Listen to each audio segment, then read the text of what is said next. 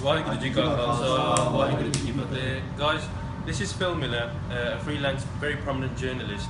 You may recall that there were papers released under the 30-year rule by the British government that they had a hand in the invasion, the full-scale military assault on Harmandir Sahib in 1984.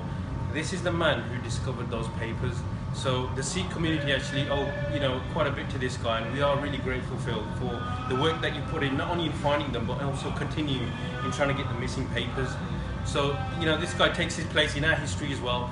A lot of those documents that Phil found, almost, you could say, evidenced our genocide. Some of the letters that Indira Gandhi wrote to Margaret Thatcher, the smoking gun documents, the arms deals, so a lot of the stuff that Phil's found is the stuff that we've been talking about for many years. So thanks to Phil. And just turn to Phil really, and if there's anything that if you've got a message for the Sikh community, because you know yourself, Phil, that we've contributed a lot to British society, contributed probably disproportionately, but we've also been exploited a lot as well.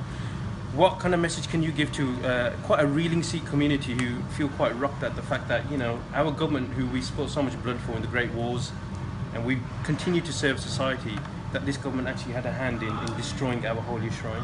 Yeah, I think that's a very important question. I think at the talk today we had maybe about 40 or 50 people. I think you were the only one in the audience who'd studied history at university as a degree level, and less than half had done it at GCSE, a small number at A level.